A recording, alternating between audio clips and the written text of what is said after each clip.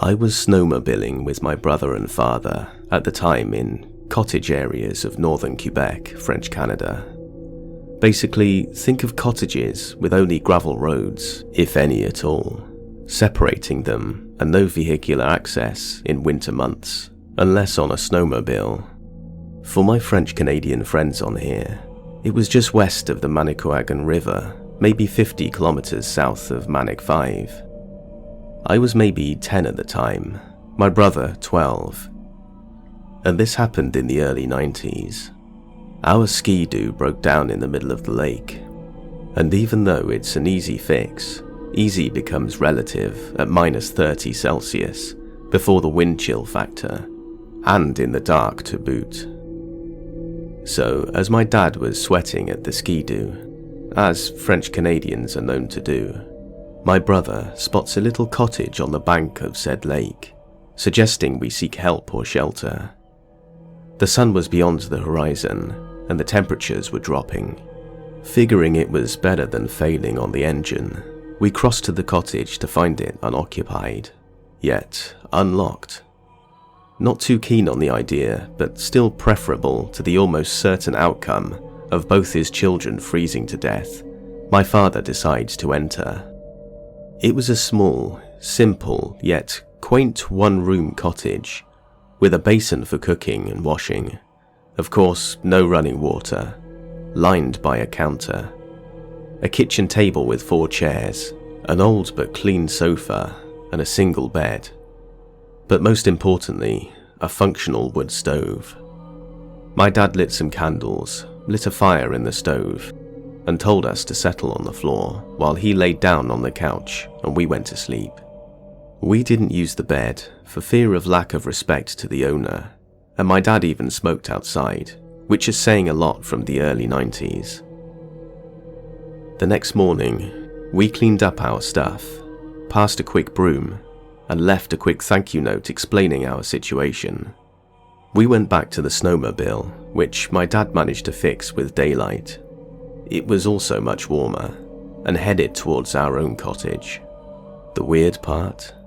Me and my brother wanted to show the cottage to our older sister, 15 at the time. So grabbed the ski-doos and headed to the cottage, maybe a 45-minute to an hour ski-doo ride. We saw our old tracks, and we saw our footsteps to and from the lake bank. But the cottage was half burnt, and what was left of the roof had caved in, covering the 1.5 remaining walls left standing, all rotten with moss grown over it, which means it had been standing abandoned for a few years at least. We did find our note though, in pristine condition.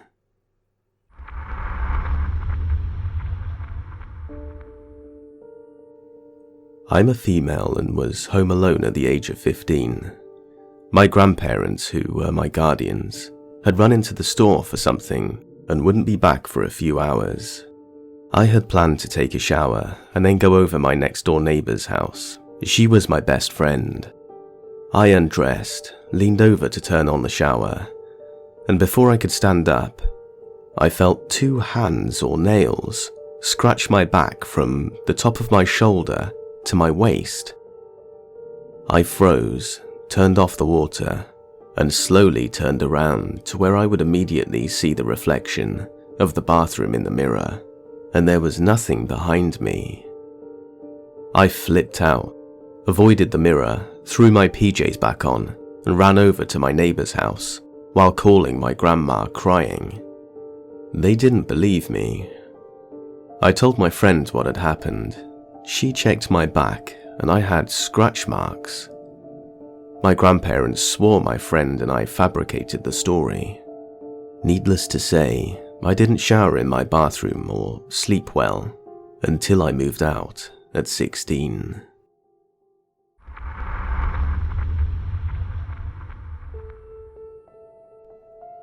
It was the first Christmas I spent visiting my husband's parents, as well as the first time I met either of them.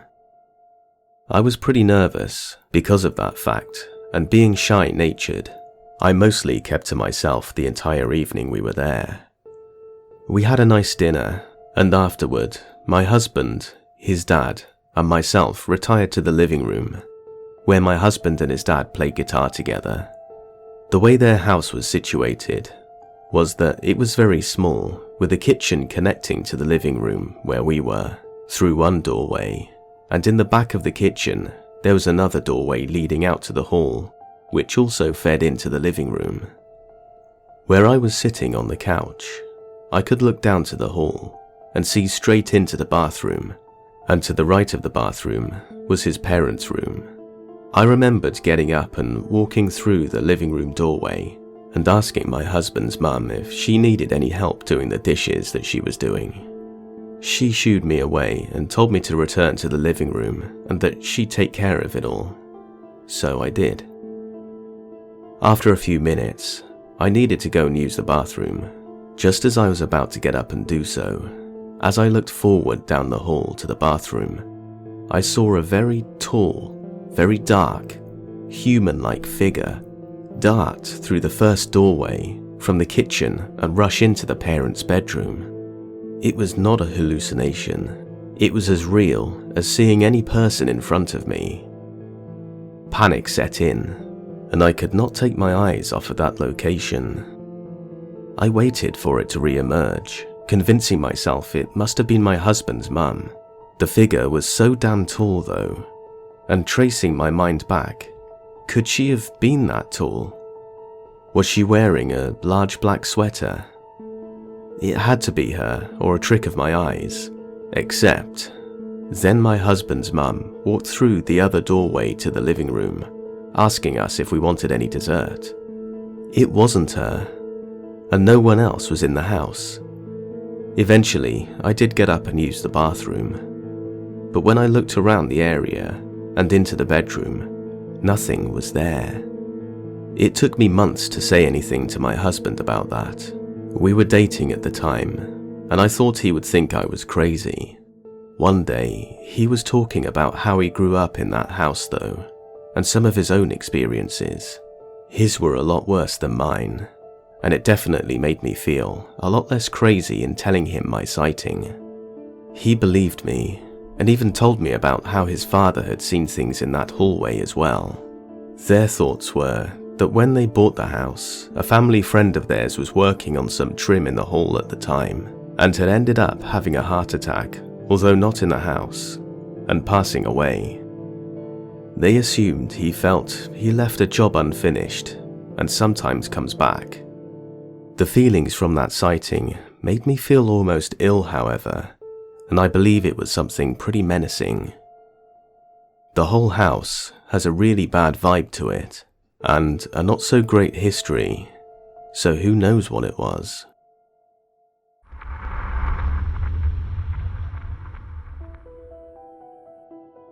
So about 15 years ago, I was living with my ex-girlfriend and my sister and her husband in an old house not far from town. Within a few weeks of living there, strange things were happening regularly. Lights going out randomly, noises upstairs. At one point, the windows at the back of the house were cut, like something went at it with a glass cutter, trying to break in, but gave up on it and left. Creepy stuff like that. That was bad enough, but things got pretty severe as time went on. One week in particular was crazy. The first thing that happened that week was on a Tuesday night. Everyone was working and I was home watching TV when I noticed our cat acting really weird, backed into a corner and arched up like it was scared. When I went to get up, the electricity went in the house and it was pitch black inside. The second that happened, I heard really loud footsteps running down the stairs to me. I got up and braced myself for whatever it was, but there was nothing. I gathered myself and went outside to the front garden to check if other houses' lights were on, but my house was the only one that was dark. I went to the fuse box and reset the trip switch, and all was back to normal. A few days later, I think it was a Thursday, we were all in the sitting room watching a movie with a pizza, lights on and a good atmosphere in the house. when out of nowhere, a massive bang happens upstairs. We got up to check it out, and I went into our bedroom and saw my bedside table in the middle of the room. But the worst and last thing that happened to me was on a Saturday night. I'll never forget this. It still gives me chills when I think about it. We go to bed, everything is normal, watch a bit of a movie and fall asleep. I wake up facing the wall and glance at the alarm clock. It read 3:13 a.m. I turn over to go back to sleep and see my ex standing in the middle of the room. Confused, I begin to sit up and ask her what's up. But as I start to sit up, I realize my ex is asleep in bed next to me. A surge of fear runs through me as I'm frozen to the spot. My eyes adjust and I barely make out the figure. A young girl in a nightdress with a cartoon character on it, soaking wet, with her head down looking at the floor. I can hear the water drop on the carpet as I'm sitting there, completely shocked. I couldn't believe it. After a couple of seconds, it kind of melts away, like fades out of sight. I got up and turned on the lights and tried to tell myself that it was just a night terror or something. But the problem with that is that there was a goddamn wet patch where she was standing. We moved out shortly after that. I can still picture her to this day though. It was the damn creepiest thing I've ever experienced.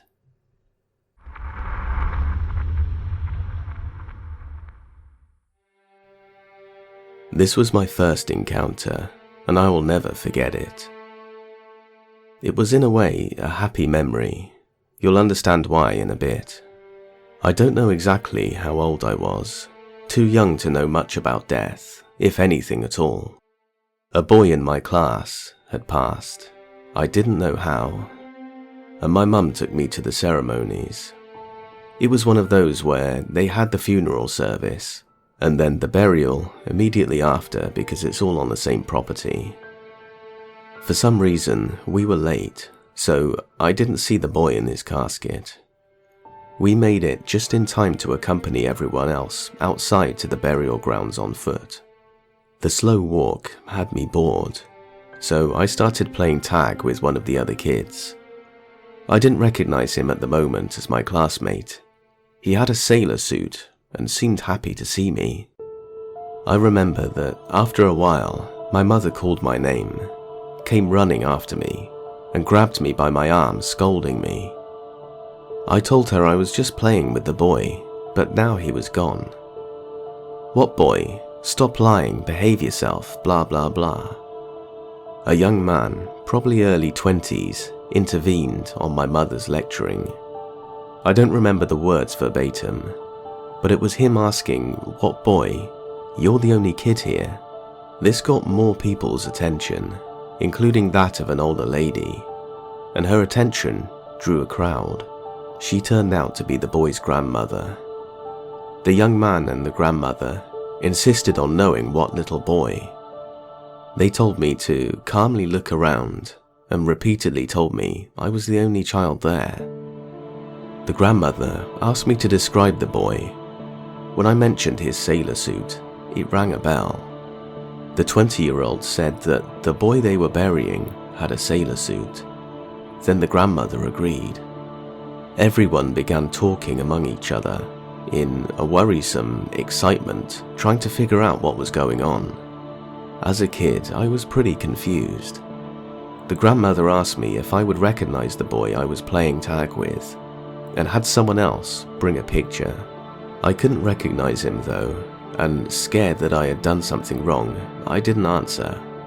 The grandmother ordered for the coffin to be opened. A yelling lady protested, I'm guessing his mother, but in the end, the groundskeepers raised the coffin above ground level and got it opened. They asked me if the boy laying there was the boy I was playing with. This is probably why I remember this so vividly. I was traumatized. Anyway, then I saw the boy appear again holding his grandmother's hand at the other end of the coffin. Then just as quick as he appeared, he was gone again when I looked up at the grandmother to tell her he was right there holding her hand. My mother escorted me away from the coffin. In the meantime, the coffin was closed again and began to be lowered. The grandmother reached in and gave me a hug and a flower, told me to throw it into the grave. It took me a minute to react, but I did. Then my mum had to say goodbye to everyone and we left early. Years later, my mother still denies this ever happened.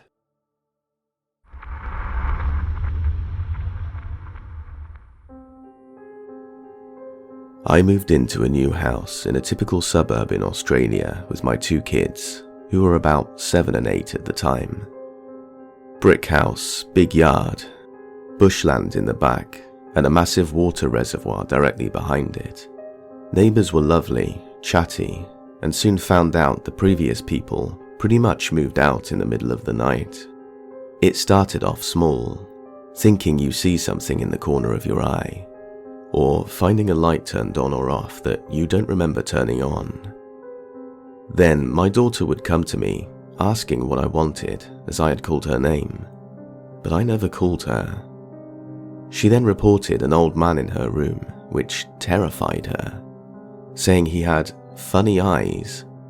My son, who has ASD, refused to enter the spare room, not even to get his iPad, which meant the world to him. He would stand at the door, not putting one toe over that line. Then it escalated to appliances turning on by themselves. The kettle, the TV, lights turning on and off right in front of you. The garage door would open up. This wasn't an electronic door, but an old school, lift-it-yourself garage roller door. I'd sometimes hear heavy breathing directly behind me. Our dog would stare inside the glass doors and growl and bark, but wouldn't come inside. When the children would be at their dad's, I'd sleep with my door closed and hear knocking. I knew what it was, so never opened the door. When they were home, I would hear talking and then hear the sound of walking on the carpet. So put my bedside lamp on, thinking it was one of my kids, and no one would be there. I would physically go to check on them, and they'd be fast asleep. I would go back to bed, hear the walking again, and feel the presence of something, almost like its face was about to touch mine. I'd never open my eyes, just ignore it. I was absolutely terrified when 2 things happened for me to cut my losses financially and leave. I was in bed watching TV when I saw this shadow man. He was clear as day, made no attempt to hide, and walked around one side of my room to the other. It was very deliberate, like it wanted me to know it was there. The next thing was when I was walking past the glass sliding doors, I noticed my dog standing in a stiff hunting stance. He was a hunting breed. He also looked terrified. When I came into sight at what he was looking at, I became immediately ill and terrified, but unable to move. Perched on the back of the chair was the biggest blackbird I've ever seen. This bird was about 1 meter high. It was huge. My dog was 42 kilos, and it was way bigger than that. It had 3 massive talons and was completely black. It looked like its head was tucked in, roosting like pigeons. But then it turned to face me directly, and I realized it had no head. It was decapitated. It just had no head. It directed itself straight at me as if it could see, then hopped onto the ground and hopped twice more before jumping on top of my 6-foot fence and disappearing over it. Now, this bird didn't walk. It just hopped and didn't flap his wings to get to the top of the fence. It jumped from a standing position. We were out of the house shortly after, and I haven't had any issues since with anything paranormal. It makes sense now why the previous residents left in the middle of the night. I researched birds, both animals and paranormal, trying to find out what it was, and I could never find anything. We don't have birds of that size that look like that, and nor could I see anything similar that was possibly paranormal.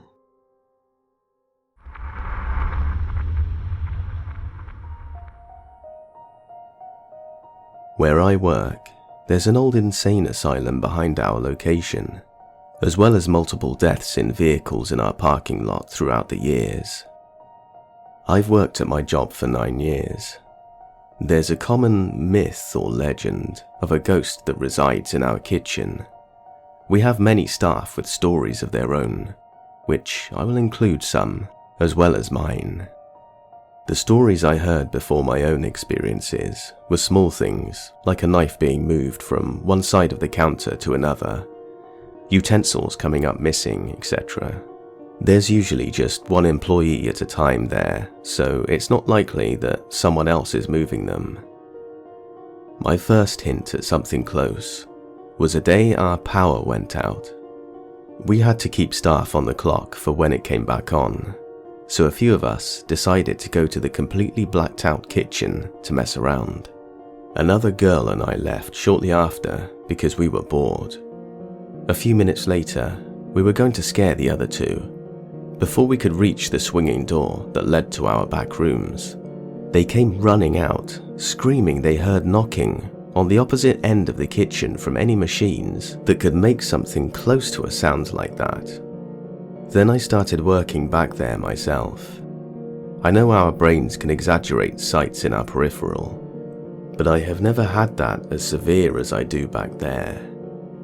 It's always a tallish male with a black jacket walking the hallway and into the room off the kitchen, only when I would be slacking off or otherwise not working. I would just let him know that I would get to work, and that's that. The one that really got me. The room off the kitchen has a motion-censored light. If something moves in the room, it comes on.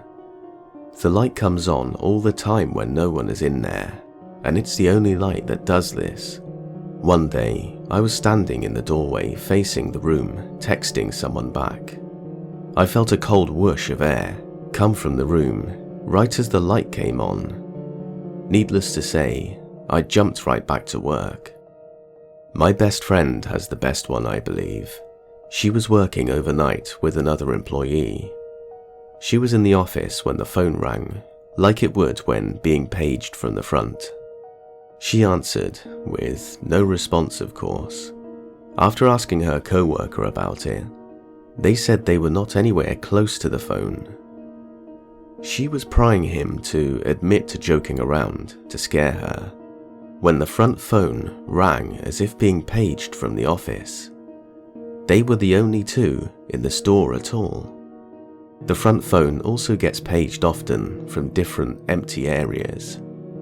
Sometimes, so often, we have to leave the phone off its hook to keep it on the line so it would stop ringing. Lastly, the ghost has been venturing out. My store has more technology problems than I have ever seen or heard anywhere else. Multiple things break all the time. We've smelt cigarette smoke in the hallway on the other side of the store, with no customers or employees around.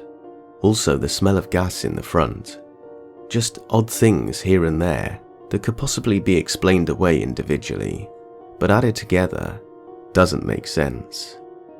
All in all, I've come to find that the entity is pretty nice, that just likes to see employees working and not goofing off.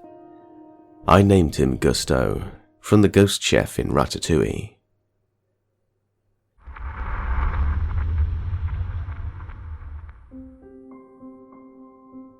This happened around 10 plus years ago, when I was probably 10 or 11. Just for context, the house I lived in was a ranch style with a basement. My mum and her boyfriend, we'll call him Keith, lived in the basement, and the kids, 4 including me, lived upstairs. There was the living room, kitchen and hallway, leading to the 3 bedrooms and bathroom upstairs. I was home alone at the time. My mum and Keith used to go out a lot or throw parties at the house. And during those times, my mum would encourage us kids to find somewhere else to stay. Well, wouldn't you know it, I didn't have any friends' houses to stay at that night. Luckily, they were just going out to dinner rather than having a party. So I was okay to hang out at home by myself until they got home. Nothing out of the unusual. I was playing on the desktop and watching TV. All of the lights were on because I'm terrified of the dark, based on some stuff I experienced as an even younger kid. I got bored and turned off the TV, left the lights on because I'm literally terrified of the dark, and went to my bedroom to read. I had built a permanent blanket fort in the corner of my room and kept my books in there and some blankets. I got comfortable and was a couple of chapters into my book when, all of a sudden, I heard typing on the keyboard. I know nobody was home because my bedroom window is right next to the driveway where they would have to pull in. I go out to the living room to see what was going on. The TV is now on, but muted for whatever reason, and the computer was off. Not just sleeping like hadn't touched it in a while, but full-blown turned off. I know I wouldn't have turned off the computer, and I never put the TV on mute. So I get freaked out and turn on the TV with volume, and turn on the computer, and I turn on every single lamp because I felt so uncomfortable. Then I went back to my room and kept reading. A little bit goes by when all of a sudden the TV turns off and I hear someone walking around. I get super freaked out, but walked out there thinking maybe my sister came home. Nobody was there, but the computer was turned off again and the TV was muted again. I say, okay, weird, I guess I'll just leave it. And I go back to my fort to read. Then I hear noises from the vent leading to the basement. I could sometimes hear my parents talking down there normally, but they weren't home. It sounded like deep, low whispers that I couldn't understand. It didn't scare me. I was just intrigued and trying to listen to what they were saying. Then, all of a sudden, all the lights turned off besides my room. I peek my head outside my fort to look out into the hallway. We lost the privilege for doors as kids because I had slammed one too many.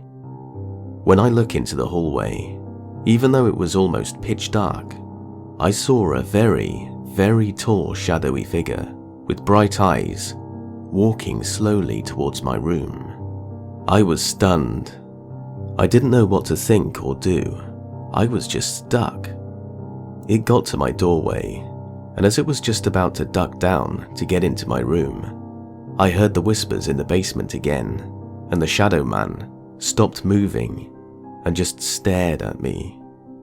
Since he wasn't moving anymore, I thought it would be safe to hide under the blankets and cry until my parents got home. I heard them pull into the driveway hours later, and as they got out of the car, all the lights turned back on. And I run to the door, crying and screaming, and hug my mum, and I'm trying to explain what happened, but I'm too freaked out to make any sense. After the incident, we were able to talk about stuff, and it turns out everyone in my family had experiences with the nice spirits. They were more pranks and jokes and nothing serious. We were thinking maybe it was my grandmother who recently passed and Keith's dad. However, no one else experienced the shadow man. The shadow man followed me around in my dreams for years and years. It wasn't sleep paralysis. I mean, like literally he would creep into my dreams. I would always be dreaming of hanging out in usual places with usual friends. Then, in the dream, I would get scared, look around, and he'd be there, following me, never saying anything, but taunting me, communicating that he wouldn't go away. And in the dream, nobody else could see him. I always knew when the dream would happen somehow. Of course, not awake, but as I was falling asleep.